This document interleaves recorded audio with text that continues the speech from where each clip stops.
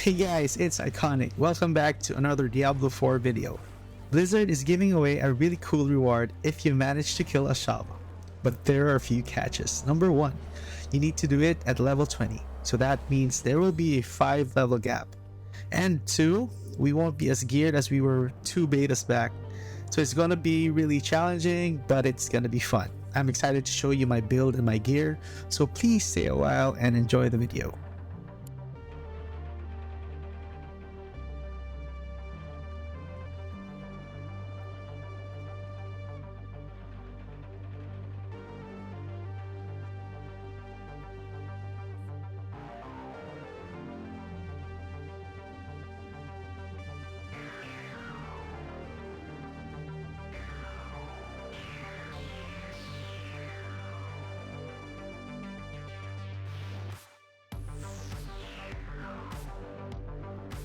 Alright, so the build. So just a disclaimer, this is not a perfect build, but this is the build that's kind of efficient for for my gear. Because for this weekend, the drop rate is already the same with the drop rate during the launch on June. So unlike the other weekends that we've played, like the open beta and the early access, the drop rate for the legendaries are just so bloated. Like I think it's 60% for every 3 drops or 3 drops you get a legendary, right? So it's just all over the place. And what that did for us is kind of had the freedom and the liberty to make a lot of builds and make them efficient, right? So for this weekend, it's totally different, because for every legendary drop you get, you kind of build around it. So I think for all my gear, this is kind of the best build that I can do for Ashava. It's a single target build, and at the same time I can also do some dungeon runs with it, fast kills, fast mobbing kills, right? So my skills are, it's kind of revolving around ice, right? The element ice or frost. So I have frostbolt, ice shards. This is my main DP damage dealer, so this is my mana generator. And then I just got all of this because I have an amulet that has +1 to defensive skills. But to tell you honestly, this is really clutch, and this is really big, the flame shield, because during Ashava, when you miss a dodge, or you won't be able to dodge a mechanic because you ran out of dodges, or teleport is on cooldown, then you can rely on flame shield because it will make you immune for 2 seconds. So that's actually really big. Frost Nova, I just cast this for my dungeon runs, because once you chill or you freeze an enemy with my items, you actually get a lot of damage boost. With Ashava, I still cast this because I want to help fill up the stagger meter. When Ashava gets filled up, the stagger mechanic, Ashava goes down, and you can just attack it freely without Ashava moving, right? So ice armor is also big because it's a defensive skills and it's free, so why not cast it, right? So yeah. Teleport. So I do strongly recommend when you get to play this game during launch, and if you're a sorcerer, don't put a point on teleport, but instead look for an amulet that has +1 to defensive skills to get it for free. It's really important for mobility and stuff, because we are one of the slowest classes, so you're gonna need teleport. The reason why this is rank 2 is because I have another item that gives me +1 to it, but rank 1 will suffice. Okay, so again, this is really good during Ashava. If you are still learning the mechanics, this will actually give you a lot of leeway to move. And from what I've learned in playing a lot of games that has a ton of boss mechanics like Lost Ark, New World and any other MMOs, any other raids, is that if you're moving and if you're not attacking, that's a DPS, and you're losing DPS. So sometimes I do cast, if I would know Ashava would do some mechanics, I will just stand up and then cast this, so I have 2 seconds of free hits, right? Instead of dodging. Again, if you're dodging, if you're moving away and you're not attacking, your DPS goes down. So sometimes if you're casting this right, if you're timing it right, your DPS will go up. Right, so that's one of the biggest things and takeaways with Flame Shield.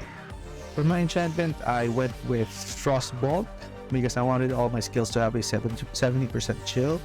And the reason being is that I want to contribute to filling up the stagger meter for Ashava, with the hopes that we get free hits, right? She goes down, it's free hits. Alright, so this one, I just got this because of from an equipment, from a gear, right? So those are my skills and my gear. Again, I didn't have the luxury to choose my gear. I get them, I check them out, and sometimes I would change them with a yellow because the yellow is just better. But I'm just kind of lucky to have them. And not all the aspects are working for the build that I have, but they have good affixes and prefixes, so that's why I have them. The really big ones are my weapons, my off head, and my main hand. So you do the aspect here is you deal 33% more damage to immobilized, stunned, or frozen enemies. So this is really big for my dungeon runs, because I have my Frost Nova. So if there's elites that I need to kill and they're not immune to being frozen, they just get 33% more damage, right, from my ice shards here. Okay, and this one here, when you freeze an enemy, there's a 31% chance they become vulnerable for 3 seconds. So frozen enemies get 31% chance to become vulnerable. So we all know that vulnerable, the debuff vulnerable means that enemies will take 20% increased damage from all attacks. So that's also really big. And what else here? This one is what I told you a while ago. I think every amulet does this. +1 to all defensive skills and +1 to all rank to all conjurations, because I don't need the second one. I was planning to roll it, but I don't have the materials for it, I think, because we don't have any means or source for that material for us to roll legendary items, right? So just for your information, you can actually go to where the aspect guy is, the NPC where you want to change your aspects and roll prefixes, right? So this one here, for example, I actually rolled the crowd control duration. Before that, it was I think it was dexterity. So I rolled it and I got this one. So yeah. What else here? Yeah, I would strongly recommend to have these 2 aspects when we are still leveling up, right? It's so important to have these 2 as far as defensive skills go. This one here, first one, is damaging an elite enemy gets you a barrier absorbing up to 399. The best roll would be 570 damage for 10 seconds. So leveling up, doing dungeons, you get a bubble or you get a barrier if you are attacking an elite enemy. So it's really good. And this one here, when hit while not healthy, so Diablo 4's definition of healthy is if you have 80% of your HP. So if you have 80% below, you're considered not healthy. So a magical bubble is summoned around you for 4 seconds. Best roll is 5 seconds.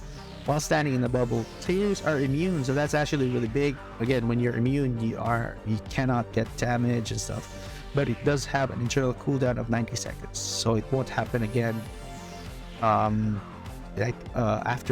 Before 90 seconds, you have to wait for 90 seconds for it to happen again, right? So those 2 I would recommend, and it really helped me a lot with Ashava. This one here is just because I got it, but it does it is a good legendary. It adds to the evade charge, so I can actually do 2 space bars or 2 dodges. And Frost Nova, I have +1 intelligence and +1 to teleport. That's why I had rank 2 with my teleport. That's actually really good too. Yeah, for other my rings, it's not really contributing much to the build. But oh yeah, this one is actually contributing to the build because if I cast my basic attack, it will make my core attack cost less as far as mana goes. 11%, 20% is the best roll. So sometimes I would stagger it, like go basic skill and then core. So what that means is I go Frostbolt and then I shards, Frostbolt, and then I shards. But most of the time I'm not paying attention. I just spam I shards till I deplete my mana and then go back to Frostbolt. But if you want to be efficient, you want to go Frostbolt and then go to Ice Shards. Alright, so yeah. That's my gear, that's my build, and my skills here. So I just went for, it's just you get 21 points, so you know this is we make do with what we were given. So 2 points here. I need this so that I will have a mana generating skill. And for this one, I maxed this out. I got this so that the my core skill will deal more damage. I think I can cast 2 of them, and then when my mana goes down, it will not have this buff. Yeah, so I actually stopped right here. Didn't get any skills here and this tree here, because I don't think that it will make much of a difference if I just put 1 point in. I think that's just me, but in order for a skill to really shine, I think you have to max it out, right? Unless you just need 1 point for it. I think it's just me. Correct me if I'm wrong. Let me know in the comments down below. Oh yeah, the reason why I just put 2 here because I don't really need this. I just need this for mana generation. Right. Alright, so that's actually my build for this. I make do with what I have.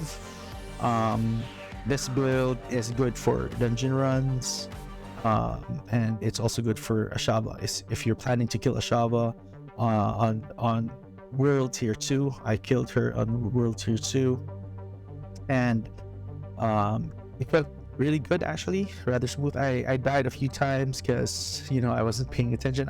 I know all the mechanics. It's actually rather easy. Ashava is rather easy. It's all the mechanics are well telegraphed. Really, it's so obvious, right? But sometimes we don't pay attention. And during the run, I even clicked a lot of stuff like the chat and stuff. So yeah, I died a couple of times, maybe 3 or 4 times, because I wasn't paying attention to the bite mechanic, right? It one-shots people. So no, but aside from that, the run was smooth. It was hard because of the level gap. The damage wasn't really, that we were doing as much damage as we did a few betas back, right? But you can see I'm critting for, later on, you can see I'm critting for 300 to even 600 per shard. So that's actually really big. Alright, so guys, without further ado, here's the video of the Ashava kill.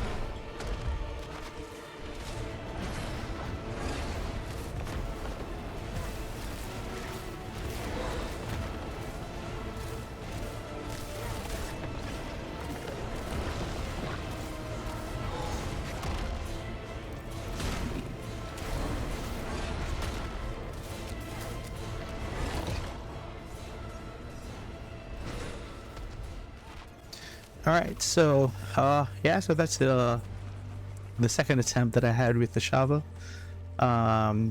We failed the first one, but the second one we actually managed to pull it off. If you're having a tough time beating her, you can always go down a tier. It doesn't matter, you still get the rewards. If even if you're doing it at tier 1. If you've reached this far and if you enjoyed the video, I hope you guys do subscribe and leave a like and comment any of your thoughts down below. Maybe, you know, suggestions and stuff, or what was your experience with Ashava or the weekend so far. So once again, guys, thank you so much for watching the video, and I hope you have a good time. And as always, make sure that you stand up once in a while, go for a walk outside, have a glass of water, and then go back to gaming. Peace.